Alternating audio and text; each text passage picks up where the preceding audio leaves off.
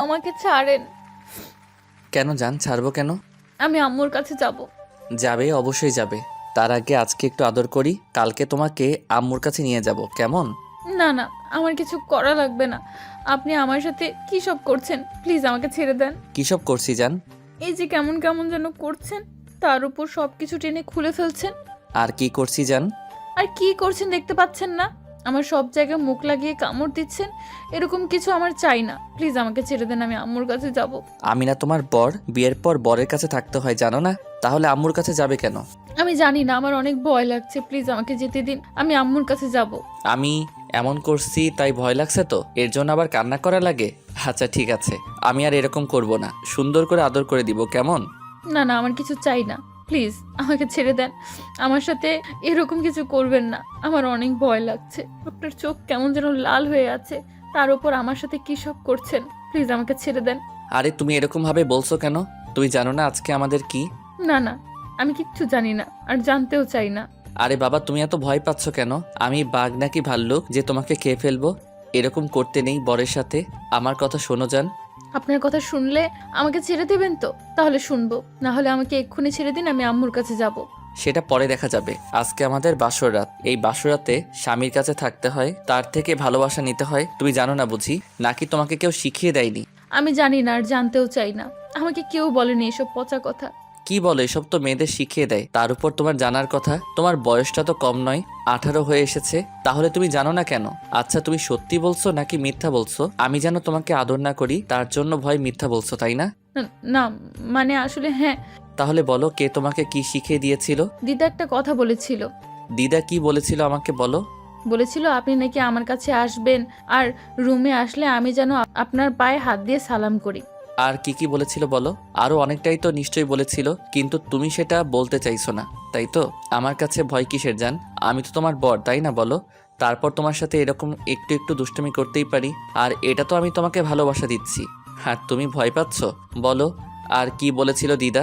বলতে পারি, কিন্তু একটা শর্তে। আপনি আমাকে যেতে দিবেন তো? আর আমার সাথে এমন করবেন না, না হলে আমি কিন্তু কান্না করে দিব আর সবাইকে সবটা বলে দিব। আগে বলতে বলছি না? তুমি বলবে নাকি আমাকে কিছু করতে হবে? বলছি, আপনি আমাকে বকা দিচ্ছেন। দরকার পড়লে তাই দিবে। তাহলে বলছো না কেন? দিদা বলেছিল আপনি রুমে আসলে আমি যখন সালাম করতে যাব তখন আপনি আমাকে জড়িয়ে ধরবেন, তারপর আমাকে কোলে করে বিছানায় নিয়ে যাবেন, তারপর আমাকে অনেকক্ষণ ধরে দেখবেন আর কি সব করে নাকি আদর করবেন। তাই তো করছি। আমি তো তোমাকে আদর করে দিচ্ছি, তুমি বুঝতেই পারছো না জান? এমন করে কেউ কাউকে আদর করে নাকি? আমি জানি না মনে হয় কিভাবে আদর করে। আপনি আমার সাথে কিসব উল্টাপাল্টা করছেন, আমি সবাইকে বলে দিব এসব। এমন করে আদর না করলে কিভাবে করে চান? তুমি কারো থেকে শোনোনি? নাকি কখনো বয়ফ্রেন্ডের আদর পাওনি? কিসব বাজে কথা বলেন? এমন করে কেউ আদর করে? তার উপর আপনি কি বললেন? বয়ফ্রেন্ড, সেটা আবার কি? আমি তো এসব কিছুই জানি না। আর ওইগুলো মানুষের থাকে নাকি? ন্যাকা সাজার চেষ্টা করো না তো। তুমি সবটাই জানো, শুধু আমি যেন তোমাকে স্পর্শ না করি সেই জন্য ভয়ে এসব কথা বলছো, তাই না? দেখো, তুমি যতটাই আমাকে এড়িয়ে যাওয়ার চেষ্টা করো না কেন, কিছুতেই আমার থেকে দূরে সরে থাকতে পারবে না। আজকে আমাদের বাসর রাত, তাই আমি তোমাকে নিজের সর্বোচ্চটা দিয়ে ভালোবাসবো। প্লিজ আমাকে বাধা দিও না। না না, আমার কিছুই চাই না। প্লিজ আপনি আমার কাছে আসবেন না, আর আমার সাথে এমন কিছু করবেন না। এমনিতেই আমার ভয় লাগছে, আর আপনি এমন কিছু করলে কিন্তু আমি সত্যি সত্যি কান্না করে দিব। আমি কালকেই বাসায় গিয়ে আম্মুর কাছে সবটাই বলে দিব। তুমি কি পাগল নাকি? তোমার মাথা খারাপ? এসব কাউকে বলতে হয়? আর আম্মুকে বলবে মানে? আম্মুকে এসব কথা কেউ বলে? তোমার কি লজ্জা লাগবে না আম্মুকে এসব কথা বলতে? দেখো জান, দুষ্টমি করো না, কাছে আসো। আমি কিন্তু অনেক দিন যাবৎ তোমাকে নিজের কাছে পাওয়ার জন্য ব্যাকুল হয়ে আছি। আজকে যখন একবার তোমাকে কাছে পেয়েছি, তাহলে আদর না করে কিছুতেই ছাড়ছি না। বললাম তো আমার কিছুই চাই না। আপনি প্লিজ আমার সাথে এমনটা করবেন না, তাহলে কিন্তু আমি সত্যি সত্যি ভয়ে মরে যাব। প্লিজ আমাকে এইভাবে ব্যথা দিবেন না। আমি আবার তোমাকে ব্যথা দিলাম কখন? আর এমন করছি মানে? না না, এসব কোনো দিন আদর হতে পারে না। আদর কিভাবে করে আমি সেটা খুব ভালো করেই জানি। আচ্ছা ঠিক আছে, আমি জানি না, তাহলে তুমি বলে দাও।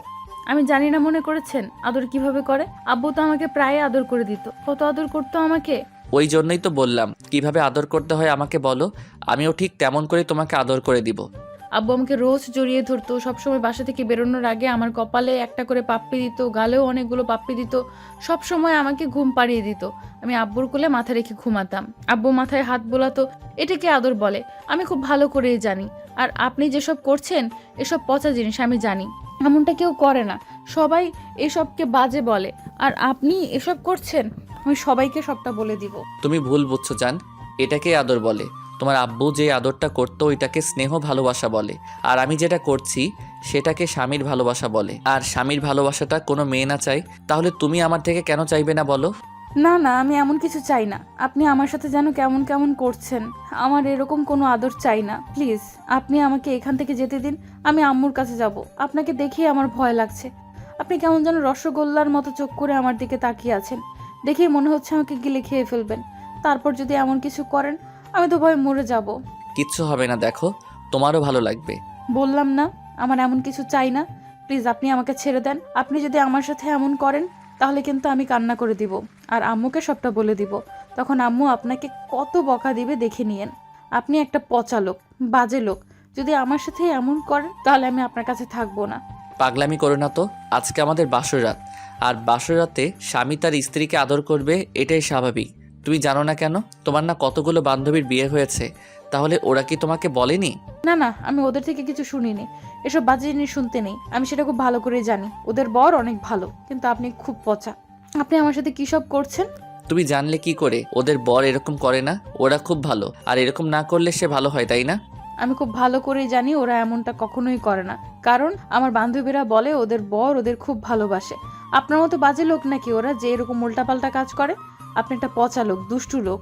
ওই জন্যই তো আমি আপনাকে বিয়ে করতে চাইছিলাম না, কিন্তু আব্বু জোরপূর্বক আমাকে বিয়েটা দিয়েছে। তুমি তো এসব আগে বলনি। আমাকে বিয়ে করতে চাও না, তুমি বিয়েতে রাজি ছিলে না। আমি বলবো কি করে? আমি তো আব্বুর কথার উপর কখনো কথা বলিনি। তাছাড়া আব্বু যেটা বলেছে আমি সবটাই সব সময় মেনে নিয়েছি, তাই এই কথাটাও মেনে নিয়েছিলাম। কিন্তু আমি জানতাম নাকি যে আপনি এত বাজে আর পচা একটা লোক যে আমার সাথে এসব উল্টাপাল্টা করবেন। জানলে কখনোই আপনাকে বিয়ে করতাম না।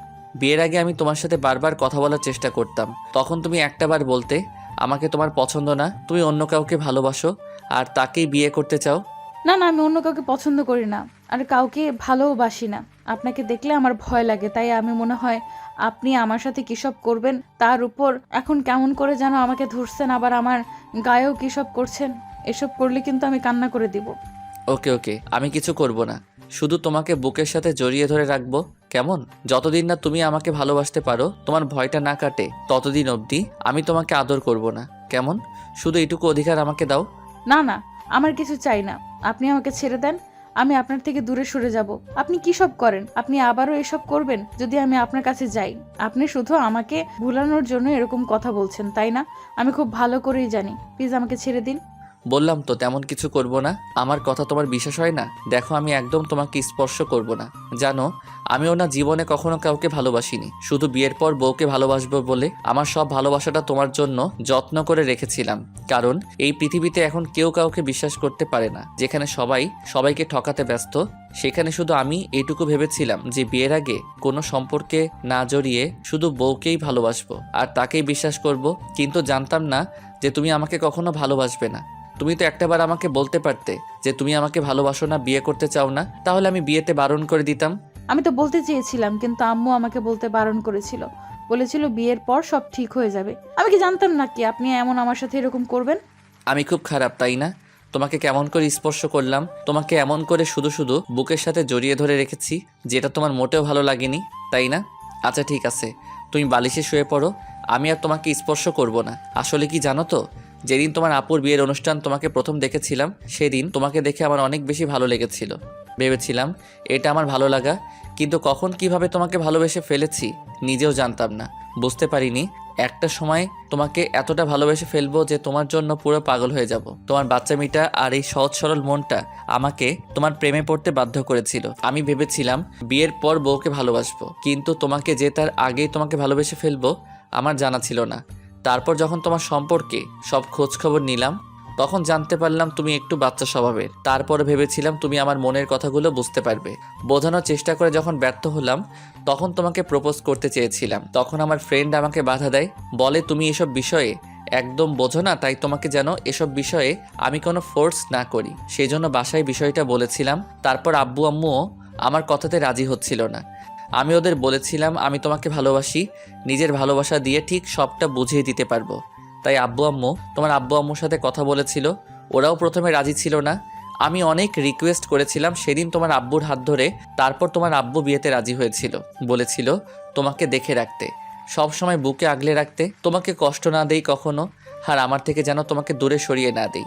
তোমাকে ভালোবেসে বিয়ে করেছিলাম, জানতাম তোমার থেকে দূরে থাকতে পারবো না, তাই সব সময় তোমাকে নিজের কাছে রাখতে পারি, ওই জন্য বিয়েটা করে নিয়েছিলাম। কিন্তু জানতাম না যে আমার ধারণাটা বরাবরের মতোই ভুল ছিল।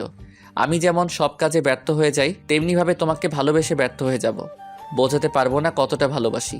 আমি ভেবেছিলাম তুমি আর কিছু না বুঝলেও স্বামীর ভালোবাসাটা বুঝতে পারো, আর এই সম্পর্কটা যে স্বাভাবিক সেটা বুঝতে পারবে। আমার কাছ থেকে নিজের ভালোবাসাটা উজাড় করে নিবে না। আবার আমার ধারণা বরাবরের মতো ভুল হয়েছে।